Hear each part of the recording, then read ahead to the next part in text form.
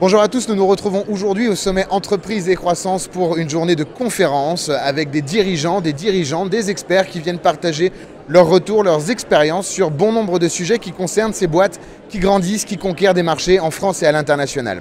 Alors évidemment, on ne pouvait pas faire cette édition 2024 sans parler d'un thème qui est particulièrement important pour le gouvernement aujourd'hui, mais également pour tous les acteurs de l'écosystème du financement et des marchés.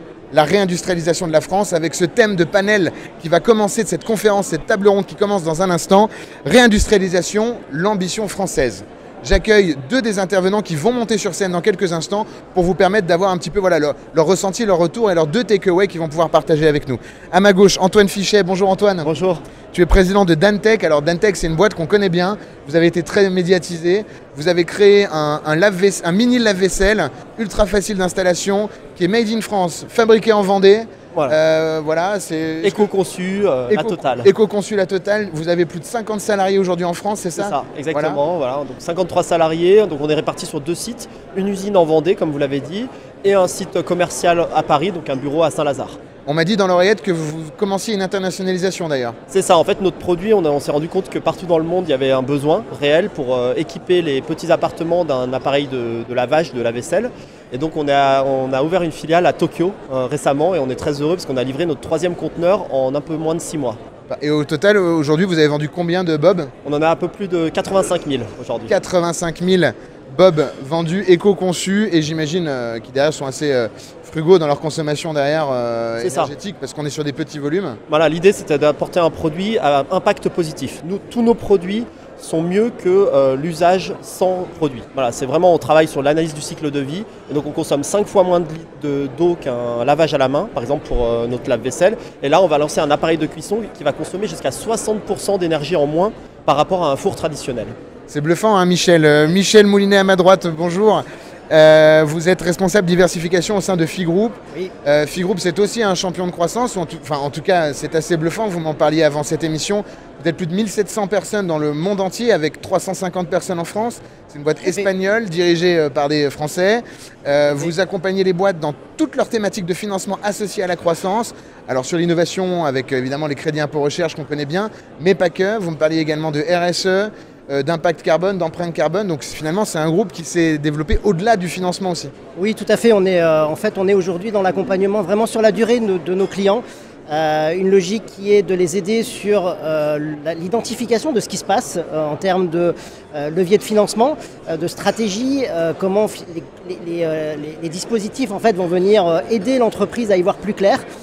Et donc ça passe par cette analyse, ce conseil en stratégie, et on va notamment adresser l'innovation, mais pas que. Et comme vous l'évoquiez, la RSE, la décarbonation. Donc dans un projet d'investissement, on va retrouver aujourd'hui des vrais leviers qui sont la capacité que l'entreprise finalement a à développer des nouvelles choses, à répondre aux enjeux climatiques et donc à décarboner et à réindustrialiser, donc investir massivement sur le territoire pour relancer l'activité économique.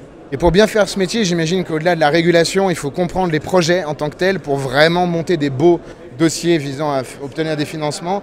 Et du coup, on est dedans là. Alors ce thème, réindustrialisation, l'ambition française, vous allez monter sur scène dans quelques instants. Oui. Allez, si vous deviez retenir un point que vous avez vraiment envie de donner au public dans un instant, le point important, quel est-il, Antoine? C'est que là, il faut foncer, c'est maintenant que ça se passe. En fait, on sent bien là, depuis 2 ans que le gouvernement veut soutenir la réindustrialisation. Donc là, maintenant, on a besoin de personnes qui vont le faire parce que le gouvernement inspire la vision, propose des financements et après, derrière, il faut des entrepreneuses et des entrepreneurs qui foncent. Donc allez-y, et c'est magique. Et c'est parfois aussi intéressant que le logiciel ou d'autres secteurs d'activité. Et c'est pas du tout dur. C'est aussi dur, mais tout est compliqué, donc voilà. Mais c'est passionnant, c'est humain, on voit du concret, on est sur le terrain, dans l'usine, enfin voilà. Moi j'adore, donc je suis passionné et j'ai envie de transmettre cette passion. Un bel appel, merci Antoine. Michel, le point que vous allez partager dans un instant. Alors moi je reviendrai sur les propos introductifs, on parlait de croissance durable et je pense que si on veut y arriver, c'est de manière collective parce qu'on est aujourd'hui face à une accélération, comme le disait Antoine. On doit vraiment être réactif, pouvoir aller sur différents leviers en parallèle, c'est-à-dire qu'on parlait d'innovation, on parlait de décarbonation. on parlait de simplification, et tout ça ne pourra se faire que si tous les acteurs sont impliqués avec une logique de structuration de filière et d'accélération de notre production en France. Est-ce qu'on a aujourd'hui des freins qui nous empêchent justement d'accélérer, de faire venir plus de talents, que ce soit dans l'entreprise en tant que, sur des talents avec des savoir-faire, ou des entrepreneurs, des entrepreneuses comme vous le disiez. Est-ce qu'on a des freins encore aujourd'hui à lever ? Alors bon, je vais être un peu cliché en disant ça, toujours le financement, effectivement.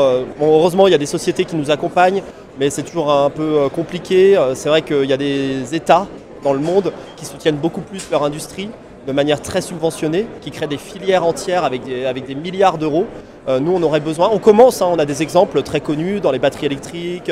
Voilà, on commence à avoir ça. Avec Verkor, exactement. Choses, Il faudrait aller encore plus loin. On a besoin vraiment que le gouvernement et l'Europe, j'ai envie de dire, il ne faut pas qu'on soit autocentré sur la France. France 2030 ou Horizon, ça ne suffit pas. C'est ça.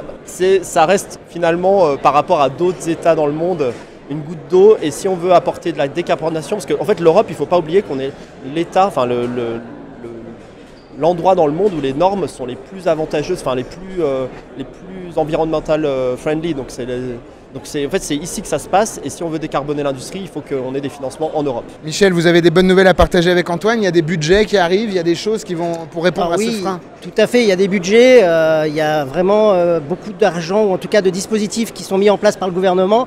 On parlait tout à l'heure de l'IA générative, donc tout ce qui est numérique, il y a pas mal de dispositifs qui sont mis en place et c'est un vrai enjeu. C'est des budgets qu'on peut aller attraper en tant qu'industriel ? C'est des budgets qu'on peut complètement attraper en tant qu'industriel. Après, bien évidemment, c'est compétitif et il faut être en mesure de bien montrer qu'on répond à l'ensemble des enjeux et des attentes du gouvernement et des financeurs. Donc il y a cette partie, il y a l'impact également que les projets vont avoir en termes de réduction des émissions de gaz à effet de serre, donc de décarbonation. Il faut savoir que de plus en plus, les subventions, les financements sont assujettis à la capacité que l'entreprise a à montrer que son projet va œuvrer à cette réduction des GES. Et plus largement, il y a des aides aujourd'hui qui sont mises en place sur l'aspect sectoriel. Donc on va retrouver un grand programme sur la santé qui court sur plusieurs années. On est sur des financements jusqu'en 2028 et également sur le secteur automobile qui est en pleine transition. Évidemment. Donc du sectoriel, du filière, comme on le disait à l'instant, avec de l'automobile ou de la santé, et des thématiques évidemment plus globales comme la RSE avec l'empreinte carbone et ainsi de suite, qui sont avec des poches qui sont mises en place. Un mot de la fin peut-être, qu'est-ce que je vous souhaite pour cette année, pour les mois à venir au niveau de Dantec ? Beaucoup de succès, alors pas que Dantec, comme vous l'avez dit, c'est un projet collectif en fait. Nous, sans tout l'écosystème, on n'y serait pas arrivé. On a une quinzaine de partenaires en France. Donc c'est ça aussi l'industrie, c'est soutenir des partenaires industriels en France, des sous-traitants. Donc moi, c'est collectivement, on va réussir. C'est un problème de trouver des partenaires. On a beaucoup entendu dans les médias, en politique. Ces dernières années, on nous disait l'industrie française est morte. Et depuis 2 ans, on nous dit non, elle est là et on va la booster. Mais au fond, est-ce qu'il y avait le terreau était toujours là? On a quand même gardé, trouvé des partenaires pour une boîte vendéenne. C'est pas dur. Ça se fait.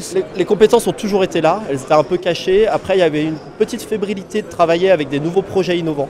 C'est vrai que les industriels, ces 10 dernières années, avaient tendance à rester sur leurs acquis. Là, aujourd'hui, on sent, depuis après Covid, en fait, je pense que ça a redistribué les cartes mondiales. On s'est rendu compte qu'on ne pouvait plus fabriquer des choses localement. Et donc, en fait, il y a des gens qui ont pris le projet à corps, enfin, ils l'ont pris vraiment comme une mission. Et donc, ils commencent maintenant à innover et à accepter. Par exemple, nous, le plastique recyclé, au début, il y a 8 ans, quand on disait qu'on voulait faire un lave-vaisselle en plastique recyclé, nos sous-traitants, ils étaient un peu perdus, et ils ne voulaient pas, ils nous disaient que ça allait être compliqué, au niveau thermique, au niveau résistance des matériaux. Nous, on avait poussé. Aujourd'hui, on est à 65% de plastique recyclé dans notre produit. On est les premiers au monde à faire ça.